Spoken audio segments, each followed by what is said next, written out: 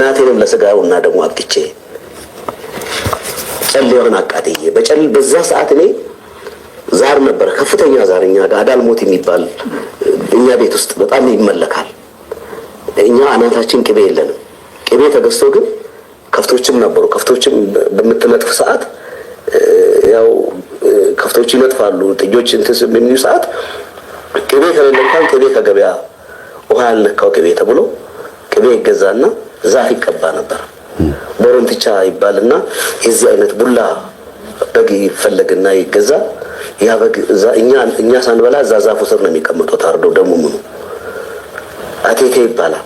ብዙ ነገር ነው ያሳለፍኩት እና ያ አዳልሞቲ በየጊዜው ነበር የሚያስጓራት እናቴ። ሲነሳባት በር ዝጉብኝና ውጡ ነው የምትለን። ዘግተን ነው የምንወጣው። የህፃንነቴን ነው የምነግርህ። በእንደዛ አይነት ያደግኩ ሰው ነኝ እኔ። ቤተሰቤ እናቴም አባቴም ኦሮሞ ናቸው። እናቴ ፈይሴ ነገ ወጎሩ ትባላለች። አባታችን እናመሰግናለን። አባ ህፃን ናቸው፣ ታውቋቸዋላችሁ ሁላችሁም። እንግዲህ ይሄንን ቪዲዮ ማሳየት የፈለኩት አንድ ማሳየት የምፈልገው ቪዲዮ ስላለ ነው። ድምጹን ማስገባት ካለብኝ እንደ ሁኔታው አስገባለሁ። ዛሬ 3 ርዕስ ይዘን የመጣ ነው። አባታችን እንደተናገሩት በቤት ውስጥ የሚመለኩ አቴቴ ጨሌዎች፣ ቡና እየተፈላ የሚጓራለት የሚካደምለት፣ እንደገና በመተት በኮተት የሚጠራ የደብተራ መንፈስ ምናምን ከልጅነት ጀምሮ እየተደረገ እንዴት እንዳደግን ማስታወስ የሚያቅተን ሰዎች ያለን አይመስለኝም። ብዙዎቻችን ይሄንን ስናስታውስ ግን በሁለት ነገር ነው። አንደኛ እንደው ስላላመለካችሁት ወይም ገብታችሁ ስላልተሳተፋችሁ የሆነ ፕሮሰስ ነው የሚመስላችሁ እንጂ አጋንንት በትክክል እየተመለከ አይመስላችሁም። አንዳንዶቻችሁ ግን በትክክል ሰይጣን እንደሆነ አውቃችሁ እየተመለከ እንደሆነ ገብቷችሁ ነው። እና ሁለት አይነት አስተዳደግ ነው ያደግነው ማለት ነው። እና ይሄ የኛ የምናስተምረው ትምህርት የሚያዳምጡን የመናፍስት ነገር የሚገባቸው ናቸው ለማለት ነው እሳቸውን ያመጣሁት። በጳጳስ ደረጃ በቆሞስነት ደረጃ እሳቸው እንደዚህ ከተናገሩ እንግዲህ መነኩሴም ናቸው። ገዳም የገቡበት መንገድ በራሱ በጣም ለየት ባለ መንገድ እናትና አባታቸውን ያስቆረቡበት መንገድ ያመልኩት የነበረው ከዛ ቤተሰብ መውጣታቸው እንዳለ ሆኖ ለምን አባ ህፃን እንደተባሉ ባይገባኝም ግን ሌላ ስም ይኖራቸዋል ብዬ አስባለሁ። ምናልባት ስማቸውን በደንብ ከጻፋችሁልኝ ማለት ነው። በእሳቸው አንደበት እንዲህ ሲመሰከር ስናይ ደስ ይላል። ለምን ስትሉ በእውነት በትክክል መንፈስ ሰዎች ላይ አለ፣ እየሰራ ነው፣ ተጽዕኖ ፈጣሪ ነው። ተጽዕኖ ፈጣሪነቱ ደግሞ እስከ እርጅና ጊዜ ድረስ እንደሆነ በአባቶቻችን ደረጃ እንደዚህ ሲመሰከር ጥሩ ነው። በምእመናን ደረጃ ይኸው ገጠመኝ ያላችሁ ሁላችሁም የምትነግሩኝን እያቀረብኩኝ እስካሁን ተማምረናል። አሁን የሚቀሩን አባቶቻችን ናቸው መመስከር ያለባቸው ብዬ ስላሰብኩ ነው።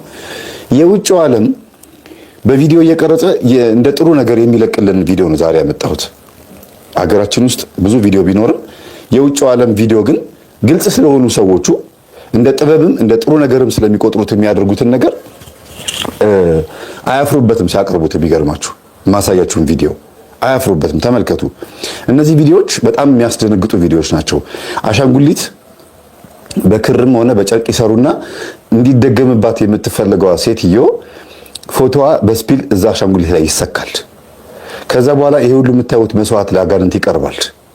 ሁሉ የምታዩት ይሄው ስልክ ቁጥሯ፣ ሜሴጇ፣ የሴትዮዋ አጠቃላይ ይደወልላታል በድግምት ማለት ነው። ሻማ ይበራል። ይሄ ሁሉ ይደረግና ይሁት ስፒል እግሯን ያዝ ከተባለ እግሯ ላይ ይሰካል። መላ ሰውነቷ እንዲቆጣጠር ከተፈለገ እያንዳንዱ መርፌ የሚወክለው አንዳንድ አጋንንት ነው። አንደበቷን ዝጋ ከሆነ ደግሞ ይሄው ምላስ አድርገው ይሰሩና በጨርቅ ምላሷን ይቆርጣሉ ማለት ነው። አያችሁታል? ምላስ ሲቆርጥ ተመልከቱ። ምላስ ሲቆርጥ ይሄ ማለት ንግግሩን አፉን ዝጋ እኔ ላይ እንዳይናገር ወይም ስብሰባ ላይ እንዲበላሽበት እንዲሰናከልበት ድግምት እንደዚህ ይደገማል። እነዚህ ድግምቶች ደግሞ በምንድነው የሚሰሩት? በጨርቅ በተሰራ አሻንጉሊት ማለት ነው። በእንጨትም በጨርቅም በላስቲክም ይሰራል። እንደ ዘመኑ ሂደት ነው። በጥንት ጊዜ ባለው ነገር ይሰራል። በጭቃም ሰርተው ጭቃውን የሚያቃጥሉ፣ ጭቃውን የሚረግጡ፣ ጭቃውን በድንጋይ የሚመቱ በጭቃ ተሰርቶ ስም ይጻፍበታል፣ ይወከላል። ያ ጭቃ ማንን ይወክላል? የሚደገምበትን ሰውዬ ወይም የሚደገምለትን ሰውዬ ወይም ሴትዮ ይወክላል። እና ለመጀመሪያ ጊዜ ታዲያ በምድራችን ላይ መጫወቻ አሻንጉሊት ዛሬ ተብሎ የመጣውን የጨርቅ አካል የሰሩት ማን ናቸው? ጠንቋዮች ናቸው ማለት ነው። ይሄንን ራሳቸው ናቸው በዶክመንተሪ የሰሩት። በሚቀጥለው ቪዲዮ ማያውያን ወይም ደግሞ የማያ ህዝቦችና የአሁኑ ትውልድ እንዴት በምን ተሳሰረ ከሚለው ውስጥ አንዱ የጨርቅ አሻንጉሊት ሰርተው እንዴት ማጂክ ይሰሩ እንደነበረ በደንብ በሌላ ቪዲዮ እመጣላችኋለሁ፣ ዶክመንተሪ ስላለው። እሱን ዛሬ ማቅረብ ያልፈለኩት እንዴት ወደዚህ ነገር እንደመጣን በስብሰባ እንድናወራበት ነው ማለት ነው። በደንብ አስተውሉ። እና ዛሬ የምንወያየው 3 ነገር ነው። አንደኛ የጨርቅ አሻንጉሊት በጨርቅም ሆነ በእንጨትም ሆነ አሻንጉሊት እየሰሩ ወይም ደግሞ ዶል ይሉታል ነጮች፣ ዶል ይሉታል፣ ቶይ ይሉታል፣ ፓፔት ይሉታል፣ ብዙ መጠሪያዎች አሉት። ማኒካይንድ ነው፣ ማኒካይንድ ብሎ እሱም ይጠሩታል። ብዙ መጠሪያዎች አሉት። ዞሮ ዞሮ ምንድነው ሪፕሬዘንት የሚተካ ማለት ነው። አንድ ነገር የሚወክል ማለት ነው። የሆነን አካል የሚወክል 4 እግር ያለው እንስሳ ይሁን በራሪ አካላት የሚሆኑ ጅብ፣ አንበሳ ምናምን ይሆናል። በየቤታችሁ ብዙ አይነት አሻንጉሊት አለ በጨርቅ የተሰራ። ዛሬ እሱን ከቤት አውጥታችሁ የምትጥሉበትም ይሁን የምትጠነቀቁበትም ይሁን አሻንጉሊት ለመግዛት በጣም ጉጉት ያለባችሁ ሰዎች እንድታዳምጡ ነው የምፈልገው። በደንብ እንድትሰሙ ነው የምፈልገው። ስለ ጨርቁ አሻንጉሊት ሳይሆን ስለ ዓላማው ነው የምነግራችሁ። ጨርቁን ታቅፋችሁ ትምተኙ የሆነ ቦታም ስቀሉት ምንም አይመለከተንም። እዚህ ጋር ግን የምትመለከቷቸው ቪዲዮዎች ብዙ ነገሮች ይናገራሉና ዛሬ 3 ነገር የምንናገረው የጨርቅ አሻንጉሊት ሰርተው የሚደግሙ ሰዎችን ታሪክ እንነጋገራለን። ከዛም በመቀጠል ደግሞ ዶክተሮች የሚጠቀሙበት የሚወክል ማለት ነው የዶክተሮች አሻንጉሊት አለ። ቅድም ማኒካይንድ እንዳልኳችሁ ሰውን ይወክላል ተብሎ ሆድ ዕቃውን አናቶሚ የሚባለውን እሱን የሰውነት አካል እያሳዩ ቀዶ ጥገና እንዴት እንደሚያደርጉ እንዴት አድርገው ጨጓራውን ኩላሊቱን ከፋፍለው እንዴት እንደሚያወጡ በአሻንጉሊት ያሳዩና ከዛ በኋላ ደግሞ ወደ ትክክለኛ ሰው ቀዶ ጥገና ሲመጣ እዛ ቦታ ላይ ደግሞ ያዩትን ነገር በተግባር ይፈጽማሉ። ግን የእውነት በአሻንጉሊት ብቻ ነው ወይ የሚለማመዱት? አይደለም። በሬሳም በአስክሬንም ይለማመዳሉ።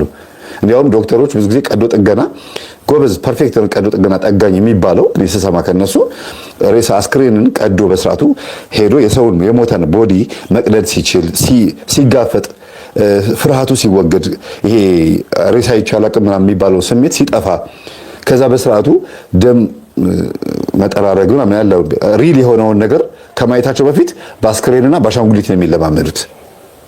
እስከዛ ቪዲዮን እያያችሁ እንድትሰሙኝ ነው የምፈልገው። መልሰዋለሁ፣ ቪዲዮ መልሼው እንማማርበታለን። ከዛ ቀጥሎ ደግሞ አሻንጉሊቶችን ቻይናዎች እየገዙ ነው። በተለይ ዶል ዋይፍ ኢን ቻይና ብላችሁ ብትገቡ ቻይና ውስጥ የአሻንጉሊት ሚስትና የአሻንጉሊት ባል ገዝተው ቤታቸው ያላስገቡ ላጤዎችና ብቸኞች በጣም ጥቂት ናቸው። ሁሉም አስገብተዋል ማለት ይቻላል በቤታቸው። እና ስለሱም ቪዲዮ እያሳያችሁ እናወራለን። ምንድነው ማንን ይወክላል ይሄ ነገር? ለምንድን ነው ይሄን ነገር ያደረጉት? ትናንትና መጫወቻ የነበረው አሻንጉሊት ዛሬ ላይ ከትናንትና ወዲያ ያስማት የነበረው ትናንትና ደግሞ መጫወቻ ዛሬ ላይ ደግሞ ምንድነው እየሆነ የመጣው የሚለው ነገር እንማመራለን። ከዛ በመቀጠል ደግሞ ሰው ራሱ አሻንጉሊት ሆኗል። አሁን ባለንበት ሰዓት በዚህ ባለንበት ጊዜ ሰው አሻንጉሊት ሆኗል፣ መጫወቻ ሆኗል። እንዴት ነው የሆነው? ቪዲዮን እናሳያችኋለን። እናንተም በዛው ትማሩበታላችሁ ማለት ነው። እዚህ ላይ የምታዩት ነገር በሙሉ ቀላል ይመስላል፣ ጨርቅ የተጠመጠመ ክር ማለት ግን ሪል በትክክል የጠንቋዮችን ቪዲዮ ነው ማሳያቸው፣ ራሳቸው የቀረጹትን። ቲክቶክ አላችሁ። በአሁኑ ሰዓት ቲክቶክ የሌለው ጠንቋይ የለም፣ ቲክቶክ የሌለው ደብተራ የለም። እንደ ጥበብ ነው የሚያዩት። ባለፈው አለሞቼ ገባ በሉ ወጣ በሉ እንደዚህ ብታዘዙኝ ምናምን እያለ ቡና እያፈላ ሲጠነቁል የነበረውን ኢትዮጵያዊን ጠንቋይ አይታችኋል፣ አቅርቤላችኋለሁ ቪዲዮውን። ልክ እንደዛ እነዚህ ደግሞ ነጮች ናቸው። ምን ማድረግ እንደፈለጉ በአሻንጉሊቱ ላይ ነው የሚያሳዩት። ይሄ አሻንጉሊት የምታዩት ወደ ኋላ ልመልሰውና ይወክላል ብያችኋለሁ። ይወክላል የሚፈለገውን ነገር ነው ማሳየት የሚፈልጉት። እዚህ ጋር እንግዶቼ መናገር ከመጀመራቸው በፊት ማብራራት የምፈልጋቸው ነገሮች በደንብ አዳምጡኝ። ቀደም ይሄ ስፒል አንድ አጋንንት ወይም አንድ ብርጌድ ወይም ደግሞ አንድ ሌጊዮን ማለት ብዙ ሺህ ሰራዊት ያለው መንፈስ ማለት ነው። ይወክላል። ከዛ ይሰካል እግሩ ላይ እንደምታዩት ቀይ ማልበሳቸው በራሱ ትርጉም አለው። ቀይ ልብስ ምን እንደተፈለገ ዓላማው ምናልባት ደም አድርገው ሊሆን ይችላል። ሰውየውን እሳት ልቀቅበት፣ ትኩሳት ልቀቅበት ሊሆን ይችላል። እዩት ሲነሰንስበት፣ ልብ ቅርጽም አድርጓል፣ ልቡን ያዘው ሊሆን ይችላል። ከዛ ደግሞ ይሄ መስተፋቅርም ነው። ተመልከቱ፣ ይሄው መስተፋቅር ነው። ስፒል ደረቱ ላይ ተሰክቷል። ልብ ቅርጽ ተደርጎ አሻንጉሊት ተሰርቶ ስሙ ተጽፏል። ፎቶ ደግሞ የአሻንጉሊቱ ጭንቅላት ላይ የሴትዮዋ ወይም የሰውየው ፎቶ ይለጠፋል። ከዛ ሰውየው በአፉ የሚደጋግመው ነገር አለ። እዩት፣ አፉ የተሰፋ ነው። አፍ ተሰርቶ ግን በመርፌ ተሰፍቷል። አይታችሁታል? ምን ማለት ነው? እኔ ስናገራት ወይም እኔ ስናገረው አፉን ይዝጋ እንዳይናገረኝ እንዳይመልስልኝ ብሎ ማሰራት ነው። እጁን የሚዩት እጁ ላይ አሁን ኤክስ ምልክት አለበት። እጁ ላይ ኤክስ ምልክት መኖሩ እንዳይመታኝ እንዳይናገረኝ ኃይል እንዳይኖረው አድክም ነው።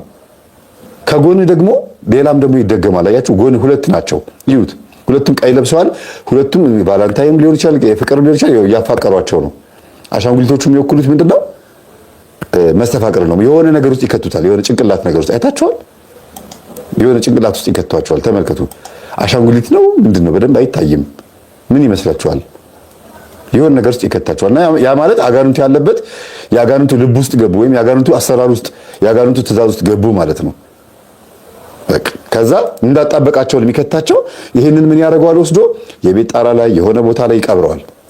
ይኸው ጭኗ ላይ እንዴት አይነት እንትን እንደሚሰራ ጠልሰም እንደሚሰራ ይሁት። ይሄ ምን ማለት ነው? መናፍስቶቹን ጭኗ ላይ እየሾመ ነው፣ አካሏ ላይ እየሾመ ነው፣ ሴትዮዋ ላይ። ከዛ ይቀበራል ተጠቅልሎ። ይሄ ሁሉ የምታዩት እንዳለ መስተፋቅር ነው። ምናልባት ግቢ ውስጥ ነው የሚቀበረው። አንዳንድ ሰዎች 60 ዓመት 40 ዓመት ከተጋቡ በኋላ ረጅም ዓመት ግቢ ውስጥ ይቀመጣሉ። ፍቅር ሊሆን ይችላል፣ ምናልባት ሰፈሩ ተመችቷቸው ሊሆን ይችላል። እናትና አባት ከሞቱ በኋላ ልጆቻቸውም እዛው ነው የሚጋቡት፣ እዛው ነው የሚዋለዱት። ኢቭን ወልደው ራሱ ሌላ ትዳር ይዘው ወጥተው ልጆቻቸው ተመልሰው የሚመጡበት ሁሉ አጋጣሚ አለ። ለምን? በመስተፋቅር የተጋቡ እናትና አባት ቤተሰብ የተወለዱ ልጆች ስለሆኑ መንፈሱ ስቦ ያመጣቸዋል እዚሁ ግቢ ስለተቀበረ። ይሄን እንግዲህ ደብተራዎቹ ራሳቸውን የሚነግሩኝ እንዴት እንደሚሰሩ። ራሳቸውን የማስገባበት ደግሞ ቀን አለ። ለምንድነው እነሱን የማስገባበት ቀን ለብቻ የሆነው? ዝም ብለን ልናዳምጣቸው ስለምፈልግ። ዛሬ ግን ማብራሪያ ነው የምንሰጠው። ተመልከቱ አፋቸውን እንዴት እንደሚቀባው ምን እንደሚያደርገው ያያችሁ ነው። ይሄ ሁሉ የምታዩት አሰራር ሰዎቹ እንደሚፈልጉት። ምንድነው የምትፈልገው? ልጅቷ ምን እንድትሆንልን የምትፈልገው? ሰውየው ምን እንዲሆንልን የምትፈልገው ይባላል። እንዲያርግልኝ ይባላል። ከወረቀቱ ከተጻፈበት ከጠልሰሙ ጋር በሚስማሪያው ፊቱን ችንክር አድርጎ በድንጋይ ከዛ ይሄንን በሆነ ነገር ይጠቀልለውና ያው ሰው ሪፕሬዘንት የሚያደርገው ያሻንጉሊት ሰውን የሆነን ሰውዬ ነው። ከዛ በጥቁር ነገር ይጠቀልለዋል። ይሄ ሞት ነው፣ ያጋንንቱ ስራ ነው፣ ጨለማነትን ያሳያል። ከለሮቹ በራሳቸው ትርጉም አላቸው። ለዚህ ነው አዳልሞቴ ቀይ ነገር ይወዳል ምላችሁ። በጣም ቀይ ጥለት ያለው ነጠላ ምናምን ይወዳል። እዚህ ጋር ስትመጡ ጥቁር አልብሷት ሰፍቶት ፀጉር ሰርቶ አፏን ግን ምን እያደረገው ነው? እየተኮሰው ነው። በምን? በእሳት። ይሄ ሁሉ ትርጉም አለው። ይሄው ጠልሰሙን ይጽፋል። በደም ነው የሚጽፈው። ባይዘው የልጅቷን የወር አበባ አምጣ ወይም የሰውየውን ደም አምጣ፣ ሽንቱ ከሸና በኋላ ሸንቶበት የሄደበትም ውሃ ቦታውን የራሰውን ጭቃ ሰገራም አይነ ምድር ተቀምጦ ከሆነ አይነ ምድሩን አምጣ ተብሎ ይታዘዛል። ተመልከቱ። ይሄ ሰው ይሄ ደግሞ አስማት የሚሰራው ይሄ ሁሉ የምታዩት አስማት በጣም ከባድ ነው። ቤተሰቦቼ ይዩት ከመሬቱ ጋር እንዴት እንደሚቸነክረው። ይሄ ማለት ይሙት ተብሎ ሊሆን ይችላል ወይ ደግሞ ይዩት እሳት ውስጥ ተጥዶ ይሄን አሻንጉሊት። አሁን ይሄ አሻንጉሊት ትክክለኛ አሻንጉሊት ነው።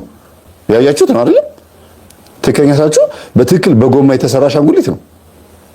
በጎማ ነው የተሰራው። ይገርማል በጣም። ይሄንን አሻንጉሊት ግን እላዩ ላይ ጠልሰም ሰርተውበት ይደጋግሙታል ማለት ነው። ፓንትም ተሰርቶለታል። ያው በፓርከር ማለት ነው ድግምቱ ተጽፏል። ዛሬ ለልጆች መጫወቻ ተብሎ እኔ መገናኛ ጋር አስታውሳለሁ የህንድ ጣዖት የህንድ ሴት ጣዖት ማለት ነው የልጆች መጫወቻ 20 ብር 100 ብር ምናምን ያለ ይሸጣል።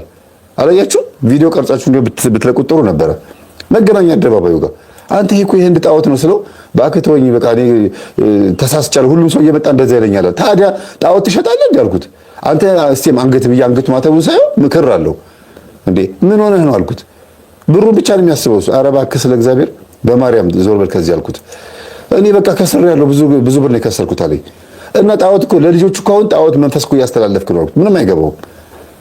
የሚሰሩት አሻንጉሊት በራሳቸው ለአፍሪካ የሚላኩት ነጫጭ አሻንጉሊቶች ናቸው። ነጫጭ ልጆች ለነጭ ያለን አስተሳሰብ በጣም ከፍተኛ እንዲሆንም ያደረገው በልጅነታችን ይሄን አሻንጉሊት እያየን ስላደግን ሊሆን ይችላል ብዬ አስባለሁ ምናልባት። እና እንደዚህ አድርጎ ሰውየው ምን እንዲሆን እንደተፈለገ ያሳዩታል። ለምንድን ነው ግን እንደዚህ የሚያሳዩት? መናፍስቶቹ ምን ስለሆኑ ነው ሲባል መናፍስቶች ቃላት አይደለም የሚፈልጉት። ሰው ከሃዲ ነው ብሎ ስለሚያስቡ አይደለም እግዚአብሔርን ሰይጣንንም ስለሚክድ ማለት ነው። የሰው ልጅ ነፃ ፈቃዱን ተጠቅሞ በምልክት ነው የሚፈልጉት። ይሄ ምልክት ለአጋንንቶቹ ምንድነው የሚጠቅማቸው? እንደ ማህተም ነው፣ እንደ ፊርማ ነው። ይሄንን በእጁ ሰርቶ ልክ እግዚአብሔር እኛና በእጁ እንደሰራን በእጁ ይሄንን ሰርቶ ጽፎበት ይሄን እንዲያርግልኝ ሲል በእጁም በአፉም በህሊናውም በአምስቱም የስሜት ሕዋሳት እንደፈቀደ ሰይጣን አብሮት እንዲሰራ እንደፈቀደ ለማሳየትም ጭምር ነው ይሄን የሚያደርጉት። ተመልከቱ። ሌላ ሁለተኛው ደግሞ አጋንንት በሰው ቃላት ሳይሆን የሚግባቡት በምልክት ነው የሚግባቡት። ጸጋቸው የተገፈፈ ስለሆነ ሰውን በርቀት በፍርሃት ነው የሚያዩትና ምን ለማድረግ አሁን የአሞራ ስጋ አልኳችሁ ባለፈው። በአሞራ ስጋ ከተደገመ ሰይጣን ምን እንደምንፈልግ ያውቃል። ጠንቋዩ በአሞራ ስጋ ደግሞ ና ይሄንን ስጋ የበላውን ሰውዬ እንዳሞራው ብናድርገው ሲባል እሺ ብሎ እንዳሞራው ብን ያደርገዋል። የአሞራ ስጋ ቢበላም ባይበላም ሰይጣን እኮ ብን ማድረግ ይችላል። ግን ያ ማረጋገጫ ነው። ለወንድምህ ብር ስታበድርና ለማታውቀው ሰው ብር ስታበድር ይለያያል። ስለዚህ አጋንንትን ሰዎች ስለሚክዱት ነገ ስለሚሸውዱት ማረጋገጫ ነው። ሲኦል አብረውት እንደሚሄዱ ማረጋገጫ ነው። ምልክቱ ይሄ የምታዩት ተመልከቱ። ይሄ መስተፋቅር ሁለት በነጭ የተሰሩ አሻንጉሊቶች አድርገው የሰዎቹን ፎቶ ለጥፈውበታል። ተመልከቱ። የሰዎቹን ፎቶ ምን ማለት ነው? እነዚህ ሰዎች ምን እንዲሆኑ ነው የተፈለገው? አያችሁ፣ ይወክላል፣ ሪፕሬዘንት ያደርጋል። ሌላው እኛ ሀገር ያለውም ውጭ ሀገር ያሉትም እንዲያን ነገር ሲሰሩ ከጥንት ጀምሮ የመጣ ስለሆነ ሰውየው ምን እንደሚሆን ስለሚታወቅ በሚስጥር ነው የሚሰሩት። እዩት ምን እንደሚያርጓቸው ተመልከቱ። ደረቱ ላይ ፎቶዋ ተለጥፏል። እቺ ሴት ላታቅ ትችላለች። መስተፋቅር የሚደረግባት ሴት አስደራጊው በዚህ በኩል ያለው ነው።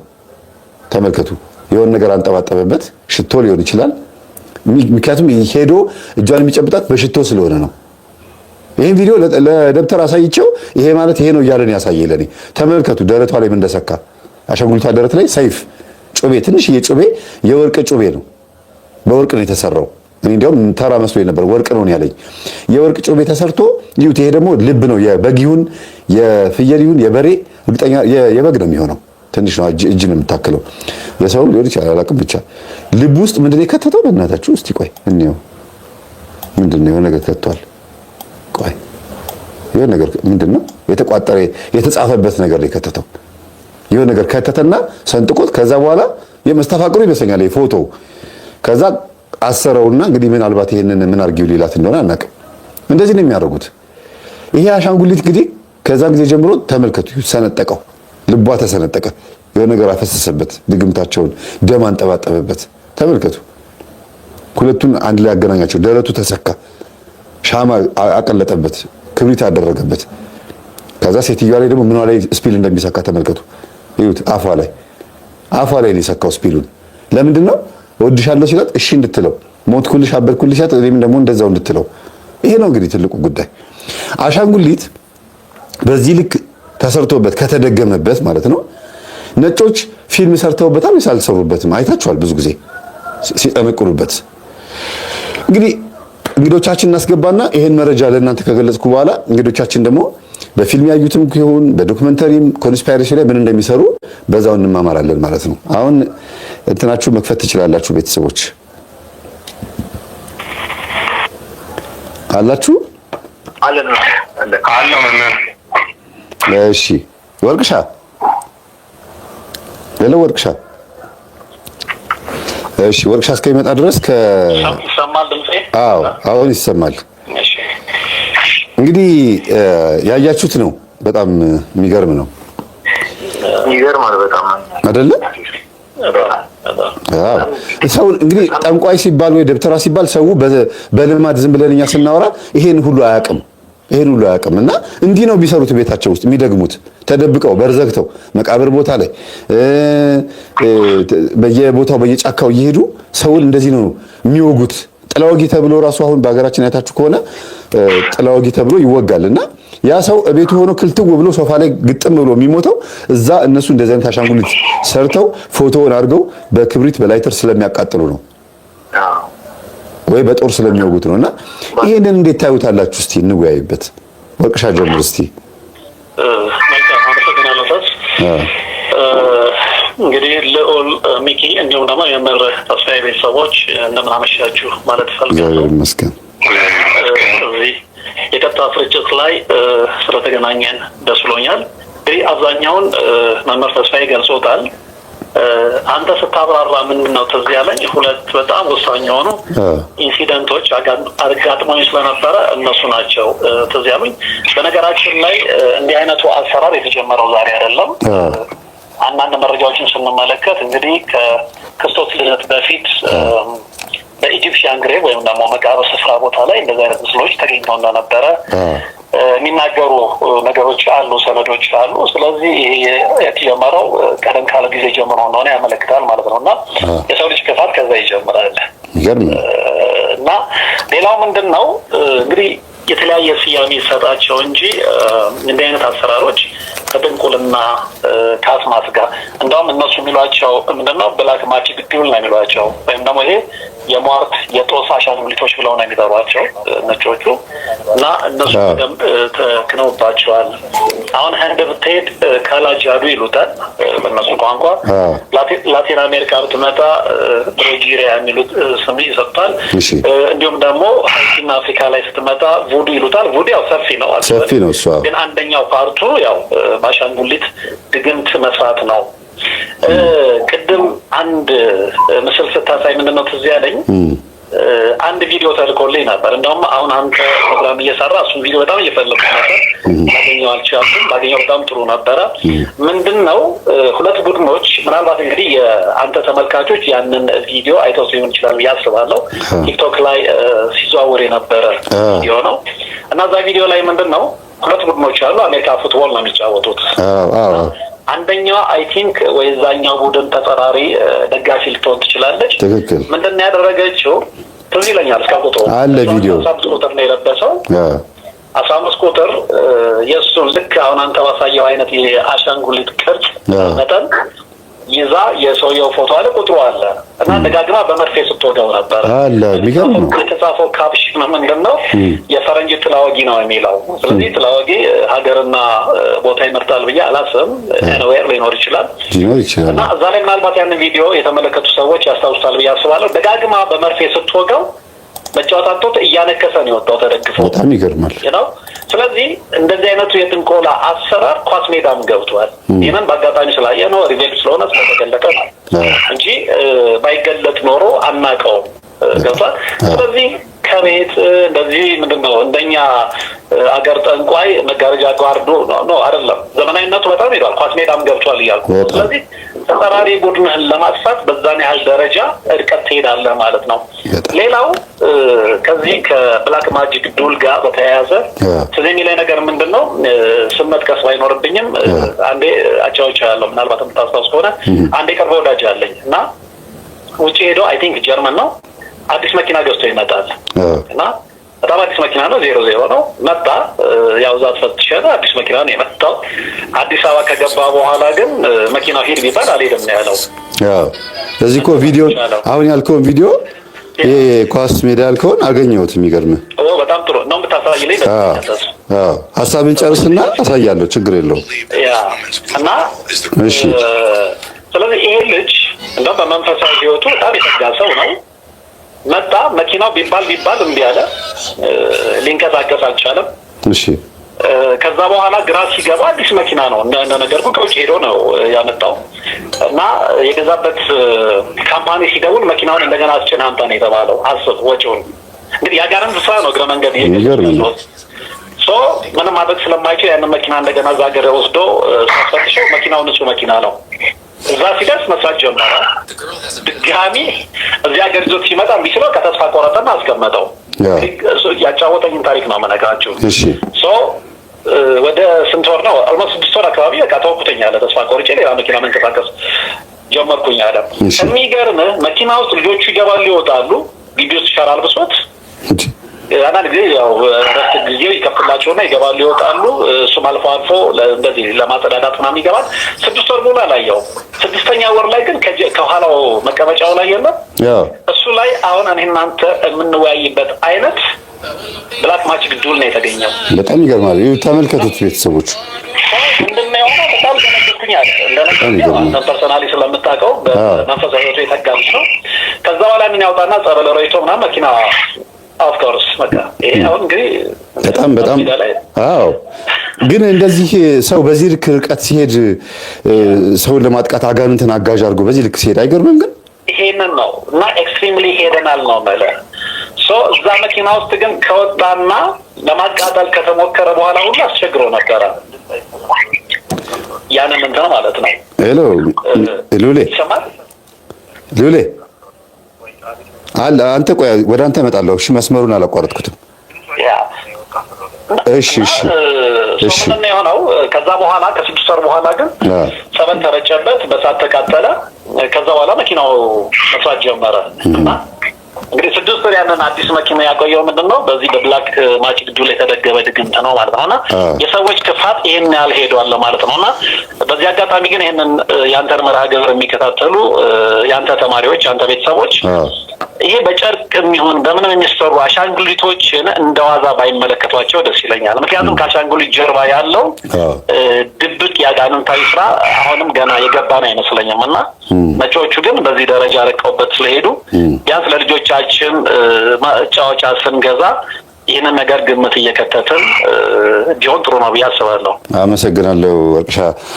አንተ ጋር አያይዤ መናገር የምፈልገው በነገራችን ላይ ወርቅሻ ያለው ቪዲዮ ይሄው ላሳያችሁ። ይዩት፣ ተመልከቱት። ሴትዮዋ እየደገመች ነው። 15 ቁጥር ማሊያ አሻንጉሊት ሰርታ ነው። ወዲያው ነው 15 ቁጥር ተጫዋች ወደቀ፣ እግሩ ሽባ ሆነ። ልቡን ነበር የምትቀጠቅጠው። ተመልከቱ። በጣም የሚያሳዝነው ተመልከቱ። እሷ ድግምት እየደገመች ነው። በጣም የሚያሳዝነው ድምፁን መቀነስ ያልቻልኩት ለዛ ነው። ይቅርታ እንግዲህ ይቅርታ። ድምፁን ተመሳሳይ ቪዲዮ ሌላ ራሱን ካገኘው ያመጣዋለሁ። ይበቃል፣ በቂ ነው። እንግዲህ ምንድነው ሰዎች አሻንጉሊት ሲገዙ ብቻ ሳይሆን አሻንጉሊቱ ለልጆቹ ምንድነው ሪፕሬዘንት የሚያደርገው አጫዋቻቸው ነው ተብሎ ነው አይደል? ግን በጣም የሚገርመው ነገር እስቲ አንዳንድ ቪዲዮዎችን እንይ። አሻንጉሊቶች በትክክል እስካሁን ያወራነው እንግዲህ በዚህ ጉዳይ ላይ ነው። ሚኪ ግባና ሐሳብህን ስጠኝ። እስከዛ ሌላ ቪዲዮ አሳያለሁ።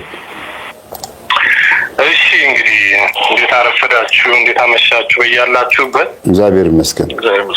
አሜን። ያው በጣም መቼም ይሄ ነገር በጣም የሚለጠጥና ሰፊ አርዕስት ነው። ግን መቼም ነካ እናድርገው ብዬ ልለፈውና ይቀጥላል። ኧረ እንቀጥላለን። አዎ በጣም ልጥጥ ስለሚለጠጥ ያው በማንኛውም ሰዓት ልታቋርጠኝ ትችላለህ። እኔም ችግር የለም። የኔ እይታዎች እስቲ እነዚህ ነገሮች እንዴት ተገናኙ የሚሉትንም እናያቸዋለን እና ወርቄ ባለው በዛ ላይ ቅድም በተናገረው ላይም ጅምሩ በግብፃውያን ጊዜ የነበረ በፈርዖን ጊዜ የነበሩ የምትሃታዊ አሰራሮች እንደነበሩም በደንብ ይታያሉ። ብዙ ጊዜ ያው ከሙሴ ጀምሮ ታሪካዊ አመጣጡ ራሱ ግልጽ መሆኑን ነው እና አሁን ይህንን ነገር ስንዳስስ እስካሁን በሚመጡት የቤተ ክርስቲያን ተቆርቋሪ መስሎ የሚመጡ የአጋንን ፕሮሞተሮች ይላሉ። የተለያዩ ማለት ነገር የለም። እኛ የታሰልንበትን ጉዳይ ከተፈታም በኋላ ሰውም እንዲነቃበት መንገዱን መጠቆም እንጂ መዳኛችን ዋናው የጌታ ኢየሱስ ክርስቶስ ስጋና ደም መሆኑ ነው እና ወደ ስጋው ደግሞ እመጣለሁኝ መጨረሻ ላይ እንዴት ከዚህ ጋር እንደሚያያዙና ከቃላቶቹ ጀምሮ ይሄ ዶል በሚለው ማለት ነው። ዶል ማለት አሻንጉሊት በሚለው ነው እና እዚህ እንግዲህ ወደ ስንት ሰው ነው ያለው? ወደ 1200 ሰው አድማጮች አሉ መሰለኝ እዚህ ላይ እና ሁላችንም እንግዲህ የእድሜ ገደባችን ሊለያይ ይችላል። ደግሞ እንግሊዝኛ ተናጋሪዎች ሆነና ያልሆንም አለን። ይህም ደግሞ ትንሽ አንዳንድ ተጽዕኖች ሊፈጥሩ ስለሚችሉ በተቻለ መጠን ሁላችንም በማያግባባ መልኩ ለማብራራት እሞክራለሁኝ እና ቅድም ከግብጾቹ ከዛ በኋላ የንጉስ ዳዊት ነብይ ዳዊት ልበ አምላክ እግዚአብሔር እንደ ልቤ የተባለውን ከዛ በኋላ ንጉስ ሰለሞንም ከዛም የመጡ ጠልሰሞች አሉ። አሁን በዛ ዙሪያ ብቻ አንድ ቀን የሚፈጅ ብዙ ነገሮች ማውራት እንችላለን። በጠልሰም ዙሪያ ማለት ነው። አሁን የሰለሞን ጥበብ አይደለም የሚባለው ደብተራዎች ነው ጠንቋይ ዙሪያ ቅድም ያያቸው ጠልሰሞች ራሳቸው በፈረንጆቹ ራሱ መጽሐፍቶች ሁሉ እንዴት እንደሚገኙ እንዴት ኢንተርኔት ላይ እንደምታገኛቸው ያወጣጡንና ስሙን አለማወቅ ነው እንጂ እንዴት በግልጽ እንደሚመጡ ታዋል። ቅድም ጠልሰሞቹን ከኛ ጋር እንዴት እንደሚያያዙ ሁሉንም ስናቀራበራቸው አሁን በምስልና አንተ እንዳቀረብካቸው ስናቀርባቸው ግልጽ የሆነ እይታ ለሁላችንም ይኖሩናል። አሁን ዶል ወደሚለው ልመለስና ዶል እንግዲህ ቀጥታ ትርጉሙን እንየው። ዶልና አይዶል የሚለውንም አመጣዋለሁ። አይዶል ወይንም አይድል ይሉታል። በአሜሪካኖቹ አክሰንት ደግሞ አይድል ይሉታል። ዶል ማለት ከእንግሊዝኛው ቃል ፍቺውን ስወስዶ ማለት ነው ከዲክሽነሪ በቀጥታ an image or representation of a god used as an object of worship ይላል እና ይሄንን ስንተረጉመው እንደ አምልኮ ዕቃ የሚያገለግል የአንድ አማልክት ምስል ወይም ውክልና ይላል። ስለዚህ እንደ አምልኮ የሚያገለግል የአንድ አማልክት ምስል ወይም ውክልና ይላል። ያንን ሰው ወክሎ ነው የሚሰራውን ቅድም እንዳየነው ማለት ነው በየቪዲዮ ያንን ሰው ወክሎ በዛ ላይ ይሰራል። ያንን ሰው ወክሎ እንግዲህ ያ ዶል ወይም የአሻንጉሊት እዚህ ሰው ላይ ሲደረግ እዛኛውም ሰው ላይ በቀጥታ ይሰራል። ያ ነው እንግዲህ ዶል ማለት በቀጥታ ስንለው ዶል እንግዲህ ባጭሩ ያው በሌላው ደግሞ የአምልኮ እንደምንለው ጨሌ፣ ባላባሊቾ ሌሎችም አሉ። አንተ የበለጠ ልትዘረዝራቸው ትችላለህ ከኔ በዛ ዙሪያ።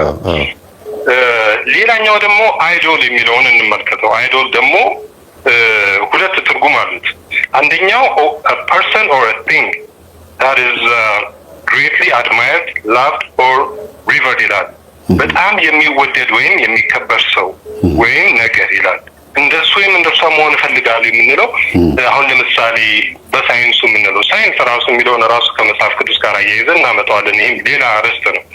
ሆኖም ግን እንደሱ ወይም እንደሱ ሆናለሁ ምስታድ ምን ነው የምትፈልገው ቢባል አሁን ፓይለት ኢንጂነር ይላል። ልክ እንደሱም ደግሞ ከሰው ደግሞ ምረጥ ብትባል አንተን የሚወክል አንተ ተስፋ የምታደርገው ማን ነው ቢባል አንድ ሰው እንደ አንስታይን መሆን እፈልጋለሁ ሊል ይችላል ለምሳሌ። እና የኔ አይዶል እሱ ነው ይላል። እና አይዶል በሚሉት ዶልና አይዶል ተመሳሳይ ናቸው። አይ ብቻ ነች የተጨመረችበት አይዶል።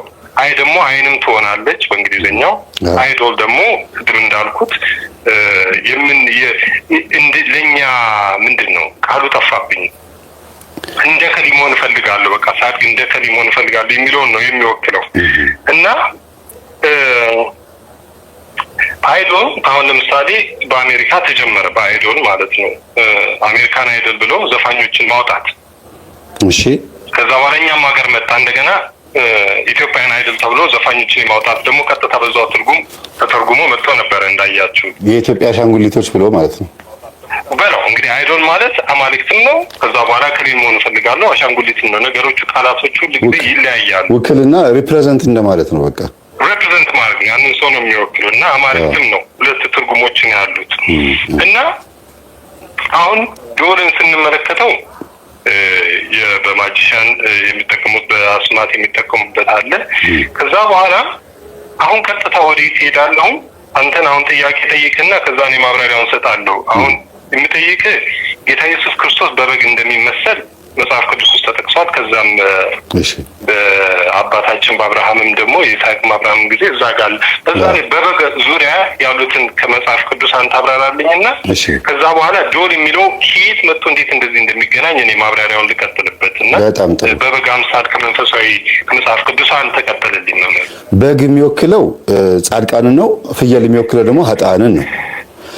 በግ ቀንዱ ወደ እንደዚህ ዞሮ ወደ ፊት ለፊት ነው የመጣው ወይ ወደ ጎን ነው የሚሆነው።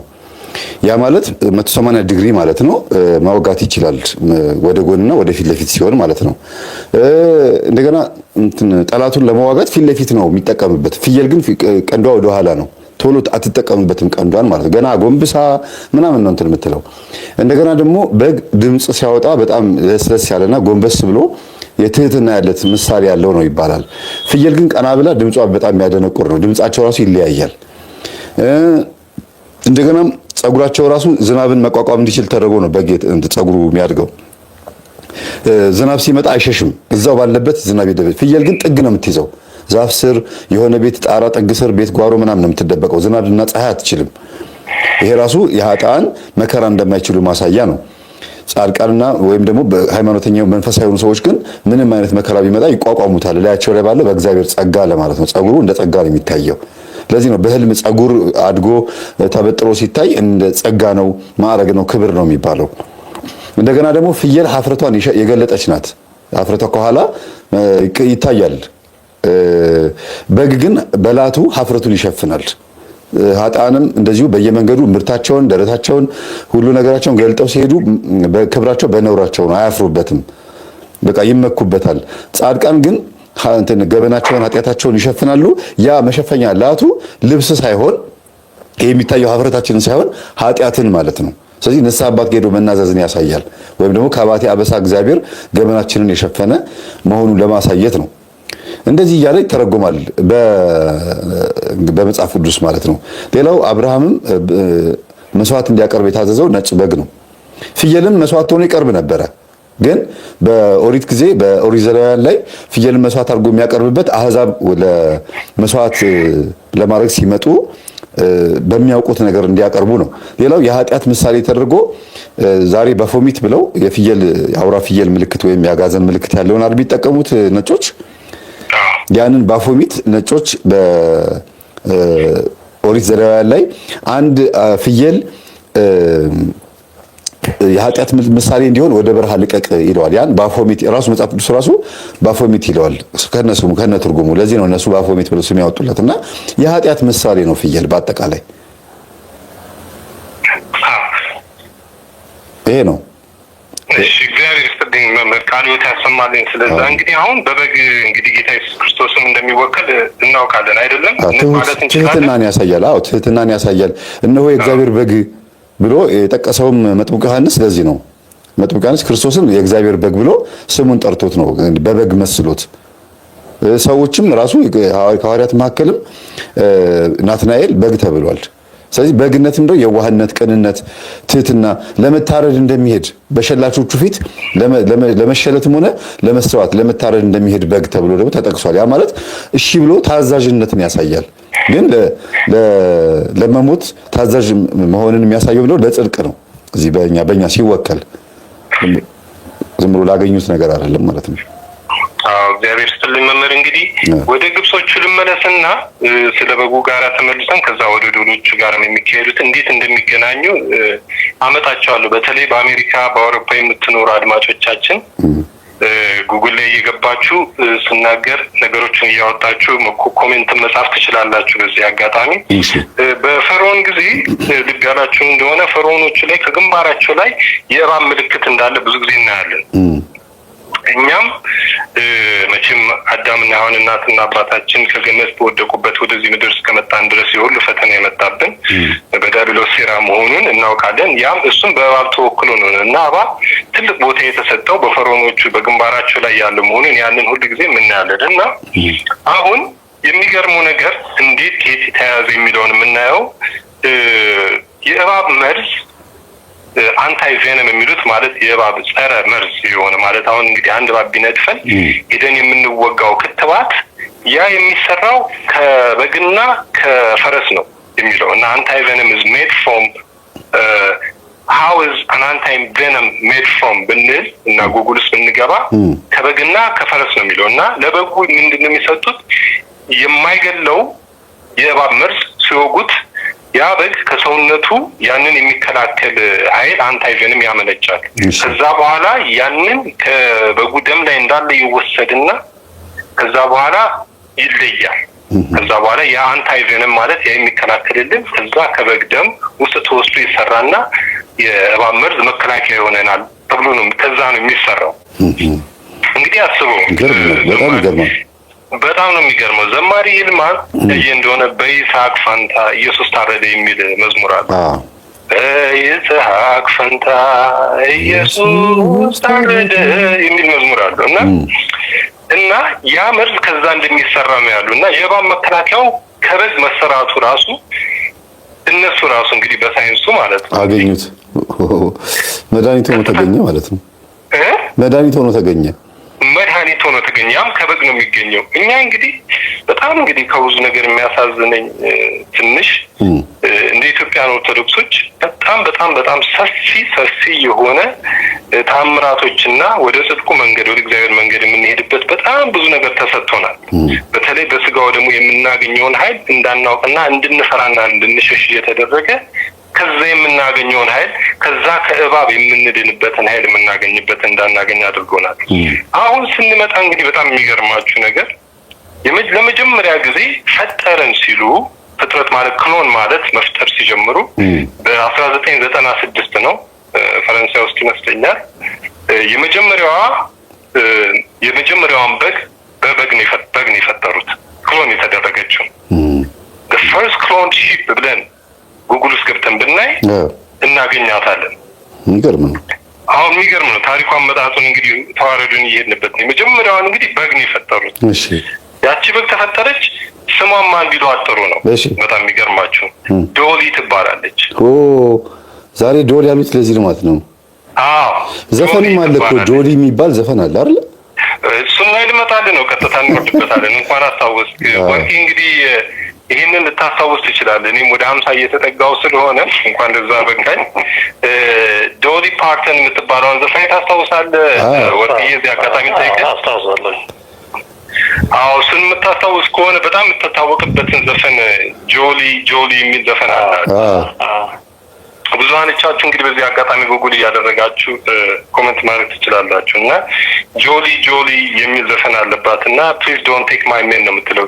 የኔን ወንድ አትውሰጂብኝ እያለች አንተ ቁጭ እኮ ነው በቃ ያደረገችው። አዎ ቁጭ ነው ያደረገችው እሷ። እና እቺ በግ እንግዲህ የተሰየመችው በዶሊ ፓርተን ነው የሚለው። ይህንን እንግዲህ በህዝብ የሚገኝ ጉግል ላይ የምታገኙት መረጃ ስለሆነ የተደበቀም የተሰወረም አይደለም። ግን ግንኙነቱና እንዴት ተዋረዱ እንደመጣ የምንመረምርበት ስለሆነ አያወላዳንም። እና ዶሊ ፓርተን ተብላ ዶሊ ተባለች ያቺ በግ። ያቺ በግ በ1996 ነው በፈረንጆቹ አቆጣጠር የተፈለሰፈችው ወይንም የተፈጠረችው በሰዎቹ ማለት ነው። እና እንግዲህ ልብ በሉ 996 እዛ ላይ እንግዲህ ሁለቱም ዘጠኞች ስትገለብጧት የዮሐንስ ራእይ ላይ ተመጻዳለ። ዮሐንስ እንግዲህ ብዙ አስተዋጽኦ አለው እዚህ ላይ። ታዲያ 996 እንግዲህ ያው ወደዛች ቁጥር ወደ 13 ወደ ተለምዶ 666 ትመጣለች። እና ከዛ በኋላ የሚገርማችሁ ዶሊ የምትባለው በግ 6 ልጆች ወለደች። ደግሞ 6 ነው የወለደችው። የሚገርም ቁጥሩ እዛው ነው የሚንከባለለው፣ እንደዛው ነው የሚንከባለለው። በማስረጃና በመረጃ ይባላል እና ሳይንሱን እያወረድ ነው ስለሆነ እንስማውና 6 ልጆች ወለደች። እና እንግዲህ አሁን ልብ በሉ እንግዲህ ከ6ቱ ልጆቿ የመጀመሪያዎቹ መንታ ናቸው። ሳሊና ሮዚ ይባላሉ።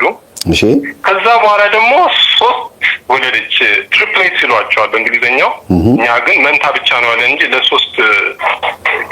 ለሶስት እንኳን አላውቅም። እንግዲህ ይቅርብኝ፣ ለሶስት እንኳን አጥራውና ከሶስቱ ስሞች ውስጥ ከመጀመሪያ መንታ ወለደች ሳሊና ሮዚ። ከዛ ደግሞ 3 የወለደቻቸው የመጀመሪያ ሉሲ ትባላለች። እሺ ሉሲን እንግዲህ ታውቋላችሁ፣ ሉሲፈር ነች።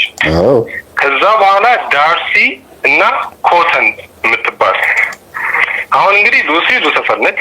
ከዛ በኋላ ዳርሲ ላይ ስንመጣ ዳርሲ የሚለውን ስም ደግሞ ከየት ነው የመጣው ብዬ ሰርች ሳደርግ ዳርሲ የፍሬንች ኦሪጂን ማለት ከፈረንሳይ የመጣ ስም ነው።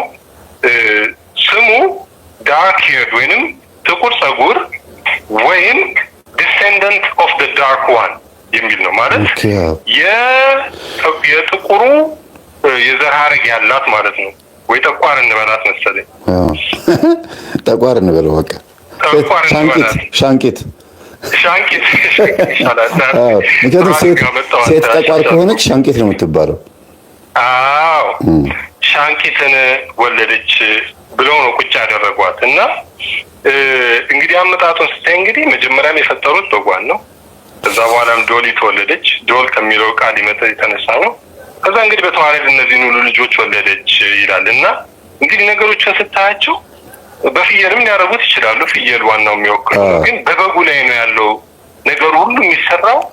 እኔ ፈጣሪ ነኝ በሚለው ነው የተነሳው። እንግዲህ ዳዊት መነሳቱም እንግዲህ ታዲያ መጽሐፍ የድግምት መጽሐፉ ላይ ራሱ ይሄ አንዳንድ ቱላዳን የሚባል ትክክለኛ ቤተክርስቲያናችን ሳይሆን በጥንቆላ መልክ አድርገው የጻፉት መጽሐፍ ላይ ያልታረመው ላይ ማለት ነው። ከጀርባው ላይ በጉ መስቀል ይዞ ቁጭ ብሎ በእባብ የተከበበ አለ። እቺ አስተውስኩ። በጉ ቁጭ ብሏል። ቀንዱ ይታያል። ዙሪያውን እባቡ ከዞሩ ይመጣል። እባቡ ራሱን በራሱ ጭራውን ነክሶ 2 እባቦች ከበውት ይታያል። አንዳንድ አሁን አጋጣሚ እጄ ላይ ሌላ ተጨማሪ ስልክ ስለሌለ ነው እንጂ አሳያችሁ ነበረ። እና ይሄ ኮምፒውተር ቢዚ ሲሆን ከርሰሯ እንደምትሽከረከረው አይነት ነገር አለ አይደል? እንደዛ አይነት ነገር ነው። እሱም ራሱ ከዛ እንደመጣ ነው መረዳው እኔ። በትክክል እንግዲህ አሁን አመጣጡን ራሱ አሁን አንተም ያው በውይይታችን አመጣኸው እንጂ በጉ እንግዲህ እባቡና በጉ እዛው ላይ ተገኘው። አሁን ከላይ እንዳወራናቸው ማለት ነው። እባቡን ቢነድፈው ነጉ ደግሞ መዳኛውም ደግሞ በበጉ ደም ነው የሚገኘው። እና እንዴት አድርገው እንዳስተሳሰሯቸውና እንዴት እንዳቀራረቧቸው ገራሚ ነገር ነው። ይገናኛሉ አገናኝም እንግዲህ ለአድማጮች እንተውት እና ዶሊ ፓርተን እንግዲህ ያቺ ዘፋኝ በእሷ የተሰየመችው ይችላል እንግዲህ ጆሊን ብላ የዘፈነችውን ዘፈን ስታየው ጆሊን የሚለው ላይ ደግሞ መጣሁኝ። እሺ ጆሊንን ደግሞ ሳየው የጆሊን የሚለው ስም ኦሪጂኑ የመጣው ከጀርመንና ከዕብራይስጥ ነው ይላል። እሺ እና የጆና የለኔ LENE JOLENE ነው ጆሊን ይላል። ሁለቱ ማለት ነው እንግዲህ የሁለቱ ግጥጥሞች ነው ይሄ ስም እንግዲህ ጆ እንግዲህ ጆሐንስ ወይንም ዮሐንስን ይመጣል። ከዛ ደግሞ ለኔ የሚለው ደግሞ እሱ ስም የሚመጣው ለኔ የምትለዋን ደግሞ ስናብራራት እና እሷን ስለጥናል ሄለን የምትለዋ ሄለኔ እንትራጅ ለኔ ትላለች። ከዛ ደግሞ ማግደሌን የምትለዋንም ደግሞ ከነሱ የመጣ ነው ይላል። አያይዞ ተመጣጣል። አንድ አይነት ነው ለኔ የምትለው። ከዛ አለቃ ኪዳነ ወልድ ክፍሌ መዝገበ ቃላታቸው ላይ አንዱን ካንዱ ያገኙ ከየት እንደመጣ እንደሚያብራሩት ሁሉ እንግሊዘኛውም እንደዛ ነው የሚብራራው ማለት ነው። ይብራራል ኦሪጂኑ ስትሄድበት ከዛ በኋላ ኬት መጣ የሚለውን እያንዳንዶቹን እየበተንካቸው ስትበተናቸው ነገሮቹ ወዴት እንደሚሰበሰቡ ታያቸዋል። እና ቅድም አንተም የጠቀስከዋል ወደ እሱ እኮ ይመለሳሉ እና ማግደሌን ይላል እና ማግደሌን ማለት እና መግደላዊት ማርያም ጋር ይመጣል ማለት ነው። እና ይቺ ለኔ የምትለው ቃል ምን እንግዲህ በግሪክ ስትፈታ የግሪክ ኦሪጂን ያለው ይላል። ለኔ የምትለው ላይት ወይንም ቶርች ይላል። ላይት ማለት ብርሃን ሲሆን ቶርች ደግሞ ችቦ ወይንም እንደ ጧፍ ማለት ነው። ሰብሰብ ያሉ ጧፎች ማለት ነው። ብርሃን ይላል። እንግዲህ አሁን እንግዲህ ወደ ጆሊን የምትለው እንግዲህ ወደ ብርሃን መጣን ማለት ነው። እንግዲህ አሁን ሉሲፈርም እንግዲህ የሚለው የብርሃን አምላክ ተመስሎ ለመምጣት ነው። እንግዲህ የወደቀው ኢሉሚኔት የሚሉትም ለዛ ነው። በትክክል ማብራት ማለት ነው። እና ማግደሌን የሚሉት እንግዲህ በጣም የሚያሳዝነው እንግዲህ እነሱ በሚሉት ሁኔታ እኔ ይሄኛውን እንኳን ቃል ይሄንንም ለማብራራት ይቀርብን ስለ መግደላዊት ማርያም እነሱ በግርባጩ እነዚህ ኢአማኒዎች የሆኑትና የሚሄዱበት አካሄድ ማለት ነው። ሊዮናርዶ ዳቪንቺ የዳቪንቺን አካሄድ ነው የሚሄዱት። አሁን መግደል እሱ ላይ ነው እንግዲህ የሚመጣው። እንግዲህ ሊዮናርዶ ዳቪንቺ የሳሉ ይሄ የሐዋርያቶቹን እራት የመጨረሻውን በጸሎተ ሐሙስ የተደረገውን የራትን እንግዲህ ሳለው በጌታ ኢየሱስ ክርስቶስ በስተቀኝ በኩል የሳላት ሴት ነች እና መግደላዊት ማርያም ነች ብለው ነው ያስቀመጡት። እዛ ይገርም ነው። እና እሱ ያስቀመጠው በዛ መልኩ ነው። እና ፊልምም ሰርተዋል እኮ መግደላዊት ማርያም የክርስቶስ ሚስት እንደሆነች አድርገው ፊልም ሰርተዋል። በጣም እሱ ስለከበደኝ ነው ያንን ለመጥቀስ ያልፈለኩት። እግዚአብሔር ይፍረድባቸው። ግን መናገሩ ህዝቡ እንዲነቃ ማድረግ ነው። አንዳንድ ሰው ስለማያውቅ ነው። ሰው ስለማያውቅ ነው ባጭሩ። እና ሊዮናርዶ ዳቪንቺ ራሱ ያው ሌን የምትለዋ ጆሊን የምትለዋ እንግዲህ ከዛ ላይ ነው የመጣችው። ጆሊን ፕሊዝ ዶንት ቴክ ማይ ሜን ብለው ከእሷ ጋር የሚያያያዙት ሚስጥሮቹ እንግዲህ በዚህ ውስጥ የተሳሰሩ ናቸው። እና ሊዮናርዶ ዳቪንቺ ራሱ በጣም ብዙ ጊዜ በሰው አካል ላይ ብዙ አስከሬኖችን በመመርመር ማለት ነው በኦፕሬሽን በማድረግ ስለሰው ውስጣዊ አካላዊ ጥናት ብዙ ነገር ነው የሰራበት በዛ ላይ። ያም የተጻፈና የተቀመጠ ነው ሊዮናርዶ ዳቪንቺ ማለት ነው። እና ዞሮ ምንድነው ዶል የምትለዋ ነገር ብዙ የተያዘ ነገር አላት። እዚችም ላይ ጠቆም ላደርግ የምፈልገው እንግዲህ በኢኮኖሚ እኔ በምኖርበት ሀገር አሜሪካን ነው። በኢኮኖሚም አሜሪካ ነች እንግዲህ ዓለምን የምትዘውራ። እኛም እንደ ሰዎች ደግሞ ስጋና ነፍሳችን አለ። ስጋና ነፍሳችን ደግሞ አስታርቃ የምትዘውረን መንፈስ ነው። መንፈስ ቅዱስ ይሆናል። ወይም ደግሞ አሁን በድግምቱ ደግሞ ስንመጣ እነዚህ ዶሎቹ ላይ ተጠቅመው እንግዲህ እኛን እንዲዘውረን የሚልኩት መንፈስ አለ። እኛን ወክሎ እንደዛ ያንቀሳቅሱናል ማለት ነው። እና የአሜሪካ ታላቁ ብር ማለት ነው የኢትዮጵያን ብር በአንድ ወቅት በጃንሆይ ጊዜ ብር መታተም ሲጀበር የኢትዮጵያን ዶላር ነበር የሚባለው። እና ዶላርንም ራሱ ዶል የምትለውን ቃል መጀመሪያዋ ላይ እናገኛታለን ማለት ነው። በጣም ይገርማል። እና ሁልጊዜ የሚያስታውሰኝ እንግዲህ አንደኛው ጢሞቴዎስ ነው። ገንዘብን መውደድ የክፋት ሁሉ ስር ነው። እና አንዳንዶች ይህንን ሲመኙ ከሃይማኖት ተሳስተው በብዙ ስቃይ ራሳቸውን ወጉ ይላል። ይህ ሁሉ እንግዲህ የሚነሳው ምኞትና ከገንዘብ ጋር ይያያዛል። ይህ ሁሉ ድርጊት የሚያያዘው ከምኞት የተነሳና ከገንዘብ ጋር እየተያያዘ ይሄዳል ማለት ነው እንጂ የሰውን ልጅ ይህን ያህል ለማንቀሳቀስ በገንዘብ ተሳስረን ብንሰደድ ለገንዘብ ነው። አንድ ነገር ለማግኘት ስንል በገንዘብ ነው። በተለያዩ ጊዜ የምናያቸው ገንዘብን የታከለ ነው ብቻ የሚመጣው ነገር ከጥቅም የተነሳ እና ባጭሩ ሌላው የምችለው እንግዲህ በዚች ላይ ትንሽ ልቋጨውና እነዚህ ነው እንመለስበታለን። በጣም ነው የማመሰግነው። የሚገርም ማብራሪያ ነው። ኢቭን ዘ ስቶሪ ኦፍ ዶል ብለህ እያንዳንዱ ነገር ስላሳየህን በጣም እናመሰግናለን። ይሄ ራሱን የቻለ ኮንስፓይረሲ ነው፣ ሴራ ነው። ምን ያህል አስማተኛ ማጂሻያኖች በአሻንጉሊት በትግርኛ ባምቡላ ነው የሚሉት፣ በኦሮምኛ ምን እንደሚባል ብትነግሩን ደስ ይለናል። በእንግሊዝኛ ዶል ወይም ፓፔት ቶይ ምናምን እያሉ የሚጠሩት ህፃናትን ማጫወቻ ተብሎ የሚጠራው በድን በሆነ ነገር ነው። እንግዲህ ህፃናት እርስ በርስ እንዲጫወቱ፣ እንዲግባቡ፣ እንዲነጋገሩ ከማድረግ ይልቅ ከዚህ አሻንጉሊት ጋራ እንዲተሳሰሩ ያደረጉበት ምክንያት ደግሞ በኋላ እንመጣበታለን። ግን የመጀመሪያው አሁን እንደ መንደርደሪያ የምናነሳው ይሄንን ነው። ወንድማችን ልዑል ቀጥል። አሎ ቆይ ድምጽህ ቀንሷል። እሺ ቀጥል አሁን። አይ እኔ ጋር ነው አንተ ጋር አይደለም። አዎ ቀጥል። በጣም ከባድ ነው። ከወርቅ አፈራውና ከሚኪ በኋላ ማውራት በጣም ከባድ። አይ ሁሉንም ነገር ጨርሰውታል። በደንብ አብራርተው በደንብ አበጠረው እያንዳንዱን ዲቴል ነው የተናገሩት እና እስኪ ያልተነገረውን ወይም ደግሞ አልተነገረም ብዬ እኔም የገጠመኝ አንጻር በቤተሰብ የገጠመኝ ነገር ከዛ እንጀምርና ያልተነኩ ሀሳቦችን ለመንካት እሞክራለሁ። የሚገርም መምህር የሶስተኛ ክፍል ተማሪ በነበርኩበት ሰዓት ሶስተኛው ሁለተኛ ክፍል አካባቢ ነው አላስታውስም። በኋላ ላይ ታሪኩን ያወቅኩትና ቤተሰቦቼ ነጋዴዎች ነው የነበሩት እና በደንብ ነው የሚሰሩት። ከሰፈራችን ከአካባቢያችን ቤተሰቦቼ የኛ ቤተሰቦች ብቻ ነበሩ ሀብታሞች በወቅቱና አንድ ቀን ግቢ ውስጥ የሆነ ነገር ይጣላል እና የተገነዘ ወፍ ጣለው እና የተገነዘ ወፍ በጨርቅ በገመድ ታሰረች። በታሰረው ገመድ ስር ደግሞ ወረቀት ያለበት ነው እና ይጣላል። አላወቁም ቤተሰቦቼ። ግቢ ሲጠረቋት ያገኙታል እና ሰራተኛው አግኝተው ለእናቴ ታስቀምጥላታለች። ከዛ ተመጣና ተረሱ ምንድነው እንደዚህ ተጥሎ አገኘ ትመጣለች። ከወፉ ጉዳይ የላቸው ወረቀት ሲያዩ ወረቀቱ ደግሞ በጨርቁ በዛት በሲባጎ በሚመስል ነገር ታስሯል እና እሱን ይፈትታል። ሲባጎን ያለቁና ወረቀት ይገጥታል። ቢገለጥ ያቅም ትንሽዬ አውራጣት ነው የምታክለው ወረቀት ትጠቅላል። ሲፈታ ከኤፎር ሳይዝ ወረቀት አለ። ኤፎር ሳይዝ ማለት ትልቅ ነው። አንድ ኮምፒውተር ስክሪን ያክላል። 14 ኢንች ኮምፒውተር ስክሪን ያክላልና እዛ ተለቀና ብዙ ነገር ተጽፎ ከስር ምን ይላል የእናቴ ስም ተጽፎ እድሏን ወደ እኔ እሷን ያርጋት ደበኔ ዘመን ያዋንስ አትሻገር ከነልጆቿ ተብሎ የሁላችን ክርስትና ተጽፎ በስመ አብ እድሏን ወደ እኔ እሷን ያርጋት ደበኔ ለማን ነው ይሄ ድግምት? ለእናቴና ለሙሉ ቤተሰባችን። መጀመሪያ እናት ስለሆነች መጀመሪያ ይሄ ሁሉ የተሰራ በእናት ሆኖ ከዛ በሷ ስር የሚያስፈልግ። አዎ በጣም ይገርማል።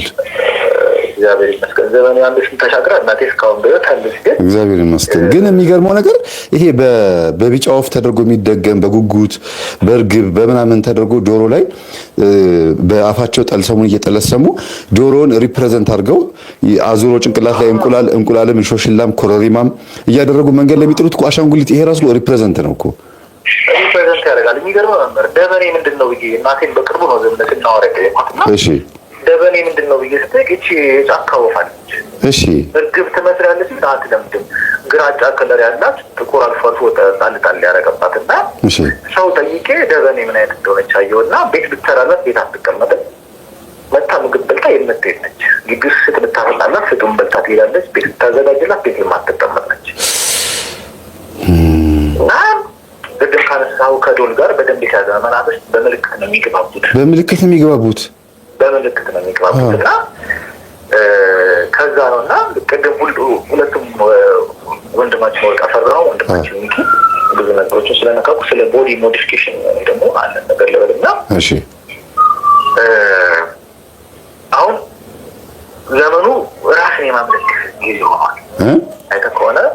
የማምለክ ይሆናል። ራስን የማምለክ ራስን የማምለክ እና አርቲስቶቻችን ስም መጥራት ተገቢ አይደለም፣ ግን በጣም ብዙ ሴት አርቲስቶቻችን ፌስሊስት ያላስደረገች ፌስሊስት ማለት ይሄ ምን እስማኤል ፌስታ አፍንጫችን አካባቢ ያለው የለም እስማኤል ስናደርግ ያለው ከዛ ስንስቅ ደግሞ በግራና በቀኝ አይናችን ዲምፕል ይባላል።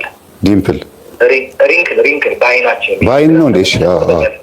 እሺ እሱ ሪንክል። ከዛ ግንባራችን ላይ የሚወጣ ደግሞ ፋይን ላይን ይባላል። እሺ እነዚህ የእድሜ መግፋት እና የእርጅና ምልክት ናቸው። እሺ እና የፋይን ላይኑን ለማጥፋት ከግንባራቸው ጋር ቆዳቸው ተከፍሎ ወደኋላ ያልተጎተተ በግራና በቀኝ ሪንክል ለማጥፋት ደግሞ ጆሮአችን ኤርፎን በምናደርግበት በኩል ቆዳቸው ተቀዶ ወደኋላ ያልተጎተተላቸው አርቲስቶች የሉ። ያው ላሳያቸው። እንዲያውም እዚህ ያለ ፊት ለፊት ወንድማችን የሚያወራ ስለዚህ ጉዳይ ነው። እሺ ቀጥል። እና ኬሳቸው እንደዛ ያልተደረገላቸው አርቲስቶች የሉ። እንዲያውም በቅርቡ ይሄ ቪዲዮ እንደዚህ ነው የሚያደርጉት እና በቅርቡ ከወንድማችን ሚኪ ጋር አንድ ቦታ ሄደን ነበር ሰው ለመጠየቅ እና በጣም ያስደነግጥ ነገር ነው የሚነገረን እና በሆነ አጋጣሚ አንድ አርቲስት እሱ ጋር መጣ ለአንድ ስራ ትመጣለች እና እናውቃታለን ሁላችንም፣ አንተም ሁላችንም ላይቭ ላይ ያሉት ኦልሞስት ግማሹ ወይም ከግማሽ በላይ ሰው የሚያውቃት አስተዋቂ አርቲስት ነች። ምንም አይነት የሰውነት አካሏ ኖርማል የነበረ ሸንቀጥ ያለች ቀጭን የነበረች ልጅ ነች። በድንገት የወፍራ ዳሌዋን ያጠለቀች ነበረች እና ስትመጣ በቃ እንደ ውሃ ትወዛወዛለች። በቃ ውስጧ የተደረገባት ነገር እንደ ውሃ ወይዝ ትሰራለች እና ይሄ ነገር ያላሰራ ሰው የለም ብሎ በዛው አስታወሰን እና ሌላኛው ከዚህ በፊትም በቪዲዮ አሳይተዋል አንተና ግንባር ላይ ቀንድ ማስተከል ጥርስ ማድረግ እና ምንድን ነው ምክንያቱ? አሁን ሰው ሊያምርበት ይችላል ማለት ራሱን ሊያሳምር ይችላል ወይ ለስራ፣ ሴቶቹ ለስራ፣ ወንዶችም ለተለያየ ነገር ሊጠቀሙ ይችላሉ። ብቻ ሰው ራሱን ስለሚወድ የምኖረው እዚህ ምድር ላይ የተወሰነ ጊዜ ስለሆነ አምሮብኝ ልሙት ብሎ ከማሰብ የመነጨ ይመስለኛል እና እሱ ታዲያ ለምን ወደ አውሬ ራሱን ይቀይራል? ለምን አይኑን ከለር ያስቀይራል? ለምን ግንባራቸው ላይ ቀር? ለምን ጥርሳቸውን የብረት ያስደርጋል? ለምን አፍንጫቸውን ያስቆርጣሉ? አፍንጫ ማስፎነን ነው የሚባለው። ለምን ያስቆርጣል? ለምን አውሬ ይመስላል?